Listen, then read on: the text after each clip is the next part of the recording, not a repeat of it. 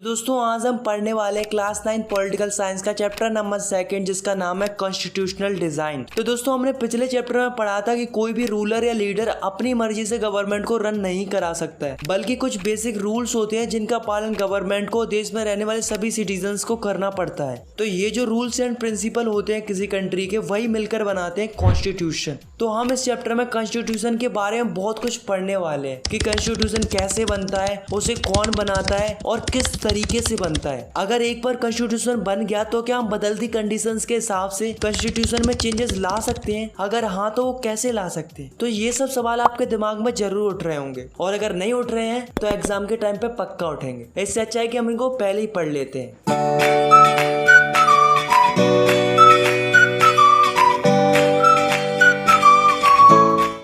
तो दोस्तों हमारे चैप्टर की शुरुआत होती है साउथ अफ्रीका से। तो पहले क्या था कि जो साउथ अफ्रीका थी उसमें 3 तरीके के लोग रहते थे, व्हाइट, ब्लैक और कलर्ड। कलर्ड यानी कि वो लोग जो ना ही गोरे थे और ना ही काले थे। अब जो साउथ अफ्रीका थी उसमें दिक्कत क्या थी कि जैसे हमारे इंडिया के ऊपर गोरे लोगों ने राज किया था, ठीक उसी प्रकार से जो व्हाइट माइनॉरिटी थी वो साउथ अफ्रीका के नॉन व्हाइट लोगों पर राज करती थी। मतलब साउथ अफ्रीका में काफी ज्यादा भेदभाव होता था उनकी स्किन कलर के बेसिस पर, और ये डिस्क्रिमिनेशन करवाता कौन था? जो वहाँ की व्हाइट गवर्नमेंट थी। इससे जो नॉन व्हाइट पीपल्स थे उनको काफी ज्यादा दिक्कतों का सामना करना पड़ता था। जैसे कि जो नॉन व्हाइट पीपल्स थे उनको व्हाइट्स के एरिया में रहने की परमिशन नहीं थी। रहने की तो छोड़ो, उनको वहां पर जाने तक की भी परमिशन नहीं थी। अगर जाना भी होता था तो उसके लिए उन्हें परमिट चाहिए होता था। साउथ अफ्रीका में जितने भी पब्लिक प्लेसेस बने हुए थे वो ब्लैक्स के लिए अलग होते थे और व्हाइट्स के लिए अलग होते थे। जैसे कि आप इस पिक्चर में देखो तो ये वाली जो सीढ़ियां, वहां से केवल गोरे लोग ही जा सकते थे और यहाँ से केवल काले और कलर्ड लोग जा सकते थे। ऐसे ही ये वाली जो चेयर्स है वो व्हाइट्स के लिए थी, वही ये वाली जो चेयर्स है वो नॉन व्हाइट्स के लिए थी। इनके अलावा जो स्कूल्स थे, हॉस्पिटल्स थे, सिनेमा हॉल्स थे, टॉयलेट्स थे, वे व्हाइट्स के लिए अलग अलग थे और नॉन व्हाइट्स के लिए अलग अलग थे। पर दोस्तों मेन प्रॉब्लम ये नहीं थी कि ये अलग अलग थे, बल्कि ये थी कि वो व्हाइट्स के लिए सारी चीजें अच्छी थी, मतलब लग्जरी थी। वहीं ब्लैक्स के लिए सब चीजें पुअर फैसिलिटीज की थी और ना ही ब्लैक्स को वोट डालने का अधिकार था। तो ये जो कलर डिस्क्रिमिनेशन था लोगों के बीच में, इसी को कहा गया अपार्थाइड सिस्टम। अब जो भी इस अपार्थाइड सिस्टम के खिलाफ होता था उसे मार दिया जाता था या फिर उसे जेल में डाल दिया जाता था। तो जो नेल्सन मंडेला थे उन्हें भी 1964 में जेल भेज दिया था क्योंकि उन्होंने अपार्थाइड सिस्टम के खिलाफ आवाज उठाई थी। तो दोस्तों देखा आपने किस प्रकार व्हाइट लोग ब्लैक्स पर अत्याचार करते थे, लेकिन जो ब्लैक लोग थे उन्होंने हिम्मत नहीं हारी। वे लगातार प्रोटेस्ट करते गए और व्हाइट गवर्नमेंट के खिलाफ अपने अधिकार के लिए लड़ते गए। और इन सबको लीड कर रही थी एक पार्टी जिसका नाम था ANC, यानी कि अफ्रीकन नेशनल कांग्रेस। तो दोस्तों इन सब ने मिलकर कई सालों तक प्रोटेस्ट किया, जिसका रिजल्ट ये निकला कि जो व्हाइट गवर्नमेंट थी उसको झुकना पड़ा, क्योंकि व्हाइट गवर्नमेंट को अंदाजा लग चुका था कि जो ब्लैक्स है वो हमारे कंट्रोल से बाहर है। तो व्हाइट गवर्नमेंट ने क्या किया कि जितने भी डिस्क्रिमिनेटरी लॉज थे उनको हटा दिया और जो ब्लैक्स की पॉलिटिकल पार्टीज पर बैन लगाया हुआ था उसे भी हटा दिया। अब जो नेल्सन मंडेला थे वो 28 साल बाद जेल से बाहर आए और फाइनली 26 अप्रैल 1994 को साउथ अफ्रीका को आजादी मिल गई इस अपार्थाइड सिस्टम से। और जो नेल्सन मंडेला थे वो वहां के फर्स्ट ब्लैक प्रेसिडेंट बने। अब जैसे ही नेल्सन मंडेला वहां के प्रेसिडेंट बने तो ब्लैक्स के पास पावर आ गई। अब ब्लैक्स के पास 2 ही ऑप्शन थे कि पहला कि वो व्हाइट से बदला ले ले या फिर उनको माफ कर दे और एक नई शुरुआत करें, और लोगों ने यही किया। तो जो ब्लैक लीडर्स थे उन्होंने कहा कि हम सारी पुरानी बातों को भूलकर एक नया कॉन्स्टिट्यूशन बनाएंगे जिसमें सबको समान अधिकार मिलेंगे, फिर चाहे वो ब्लैक्स हो फिर चाहे वो व्हाइट हो। तो 2 साल की लंबी डिबेट और डिस्कशन के बाद एक ऐसा कॉन्स्टिट्यूशन बनाया गया जिसमें साउथ अफ्रीका के हर एक नागरिक के पास समान अधिकार थे। सो फाइनली आज साउथ अफ्रीका के पास अपना एक खुद का कॉन्स्टिट्यूशन है, जिसकी वजह से वहाँ के लोग आज खुशी खुशी रहते हैं। Why do we need a constitution? आखिर हमें कॉन्स्टिट्यूशन की जरूरत क्यों होती है? तो इसे जानने से पहले हम ये जान लेते हैं कि आखिर कॉन्स्टिट्यूशन क्या होता है। तो constitution is the set of written rules that are accepted by all the peoples in the country. मतलब जो कॉन्स्टिट्यूशन होता है वो कई सारे रिटन रूल्स का कलेक्शन होता है, और अगर हम सिंपल शब्दों में कहें तो ये एक स्पेशल टाइप की बुक या डॉक्यूमेंट्स होते हैं जिनमें कई सारे नियम व कानून लिखे हुए होते हैं जिन्हें देश में रहने वाले हर एक नागरिक को मानना पड़ता है। तो ये तो एक कॉन्स्टिट्यूशन की बात। पर भाई ये तो बता दो कि कॉन्स्टिट्यूशन आखिर करता क्या है और हमें कॉन्स्टिट्यूशन की जरूरत क्या है। तो पहली चीज तो यही है, it's generate a degree of trust and coordination that is necessary for diverse group. मतलब एक बात तो हम सभी लोग जानते हैं कि चाहे कोई भी कंट्री हो उसके अंदर अलग अलग प्रकार के लोग रहते हैं, तो कॉन्स्टिट्यूशन क्या करता है कि उन लोगों के बीच में भरोसा और सहयोग बनाए रखता है और उन्हें एक दूसरे से जोड़े रखता है। सेकंड है, it specify how the government will be formed, who will have power to take which decision. मतलब कॉन्स्टिट्यूशन हमें ये बताता है कि गवर्नमेंट कैसे बनेगी और किसके पास पावर होगी डिसीजन लेने की। थर्ड है, it lays down limit on the power of the constitution and tells us what the rights of the citizens are. मतलब जो कॉन्स्टिट्यूशन है वो लोगों के अधिकार बताता है और गवर्नमेंट्स की क्या लिमिट्स हैं ये भी बताता है। और लास्ट है, it express the aspiration of the people about creating a good society. तो जो कॉन्स्टिट्यूशन है वो ये भी बताता है कि लोगों की क्या एस्पिरेशन है और हम किस प्रकार की सोसाइटी चाहते हैं। Making of Indian constitution. तो दोस्तों ऐसा नहीं है कि जो हमारी इंडिया है उसका कॉन्स्टिट्यूशन आसानी से बन गया हो, बल्कि जो हमारी इंडिया है उसे भी साउथ अफ्रीका की तरह काफी ज्यादा स्ट्रगल करना पड़ा था और कई सारी प्रॉब्लम्स का सामना करना पड़ा था कॉन्स्टिट्यूशन बनाने के लिए। तो पहली प्रॉब्लम तो यही थी कि जो हमारी इंडिया है वो एक डाइवर्स ग्रुप ऑफ पॉपुलेशन वाली एक बड़ी कंट्री है। मतलब हमारी इंडिया के अंदर अलग अलग प्रकार के लोग रहते थे जिनकी अलग अलग प्रकार की सोच थी। ऐसे में हमें सब लोगों को ध्यान में रखकर एक ऐसा कॉन्स्टिट्यूशन बनाना था जिससे सब सहमत हो और जिसे सब लोग एक्सेप्ट करने के लिए तैयार हो। दूसरी प्रॉब्लम ये थी कि जब हमारा कॉन्स्टिट्यूशन बन रहा था उस समय हमारी इंडिया के अंदर अलग अलग रिलीजन्स के बीच में काफी ट्रॉमेटिक कंडीशंस थी। लोग आपस में बटे हुए थे धर्म के आधार पर, इनके बीच में टेंशन का इशू बना रहता था। तो अब समस्या ये थी कि हमें एक ऐसा कॉन्स्टिट्यूशन बनाना था जिसमें कोई भी धर्म निराश ना हो और इंडिया के अंदर जितने भी रिलीजन्स है उनको समान अधिकार मिले।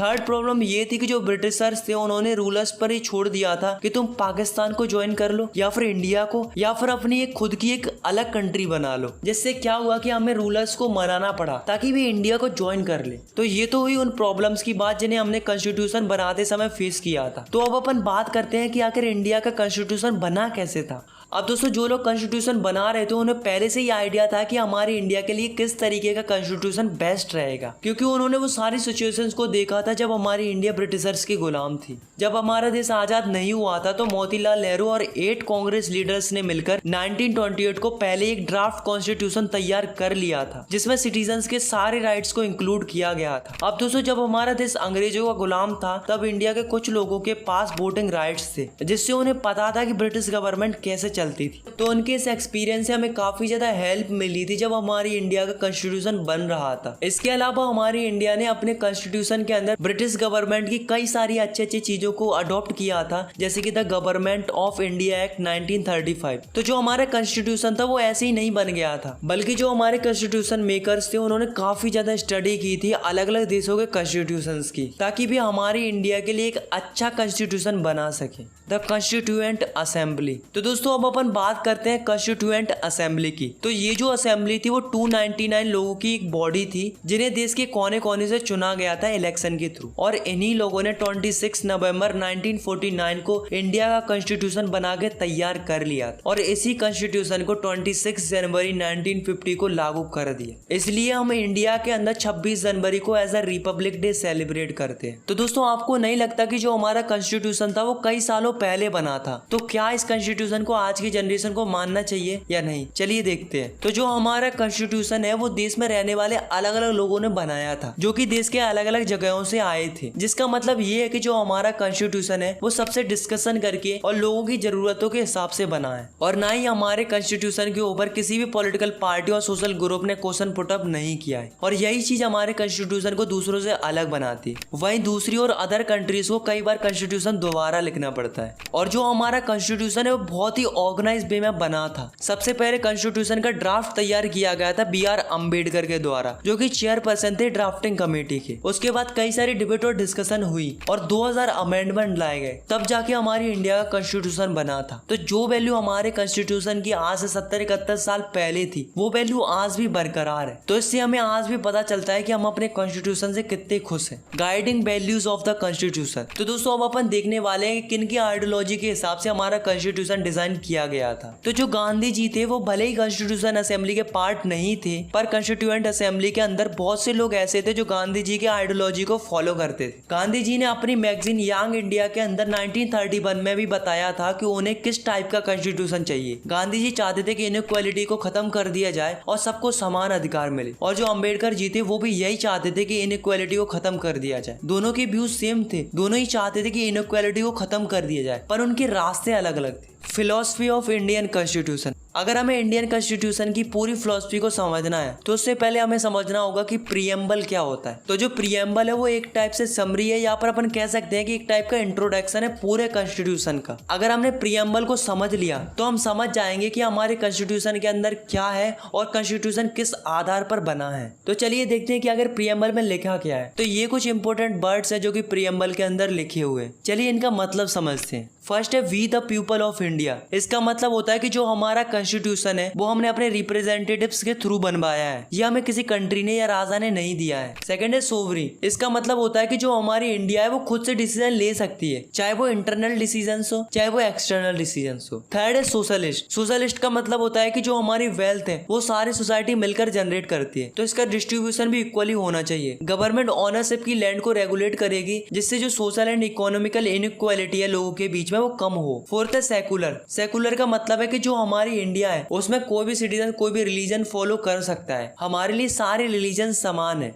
फिफ्थ है डेमोक्रेटिक। इसका मतलब होता है कि इंडिया के अंदर हर एक सिटीजन्स के पास इक्वल पॉलिटिकल राइट्स है और भी अपना रूलर्स चुन सकते हैं, और जो सिटीजन्स की बेसिक राइट्स होते हैं उनको गवर्नमेंट को मानना पड़ेगा। सिक्स्थ है रिपब्लिक। इसका मतलब होता है कि जो हमारी कंट्री के प्रेसिडेंट है वो कैसे होंगे, इलेक्टेड होंगे, मतलब इन्हें इलेक्शन के थ्रू चुना जाएगा। सेवेंथ है जस्टिस। तो जस्टिस का मतलब होता है कि हम सिटीजन्स के बीच में भेदभाव नहीं कर सकते। Eighth liberty. तो इसका मतलब होता है कि हमें पूरी आजादी है अपने थॉट्स की, एक्सप्रेशंस की और एक्शंस की, मतलब हम पूरी तरीके से आजाद हैं, हमारे ऊपर किसी भी प्रकार का रिस्ट्रिक्शन नहीं है। नाइन्थ है इक्वलिटी। इसका सिंपल सा अर्थ होता है कि सबको इक्वल अपॉर्चुनिटी मिलनी चाहिए। टेंथ है फर्टर्निटी। तो फर्टर्निटी का मतलब होता है कि आपस में भाईचारे के साथ रहना चाहिए और एक दूसरे की रिस्पेक्ट करनी चाहिए। तो ये जो प्रीएम्बल है वो हमें क्या बताता है कि हमारे कॉन्स्टिट्यूशन के अंदर इन सब बातों का ध्यान दिया गया है। Institutional design. तो जो हमारा कॉन्स्टिट्यूशन है वो केवल वैल्यूज और फिलॉसफी के बारे में नहीं बताता, बल्कि हमें ये भी बताता है कि इंस्टीट्यूशनल अरेंजमेंट कैसे किए जाते हैं। और जो हमारा कॉन्स्टिट्यूशन है उसके अंदर हम बदलाव भी ला सकते हैं, जिसको हम कॉन्स्टिट्यूशनल अमेंडमेंट कहते हैं। और ये कब ला सकते हैं, जब हमें लगे कि हमारा कॉन्स्टिट्यूशन लोगों के एस्पिरेशन के हिसाब से सही नहीं है, और जब सोसाइटी में चेंजेस आ रहे हो या फिर लोगों को परेशानी हो रही हो, तो हम कॉन्स्टिट्यूशन अमेंडमेंट कर सकते हैं। आई होप आपको ये चैप्टर समझ में आ गया होगा।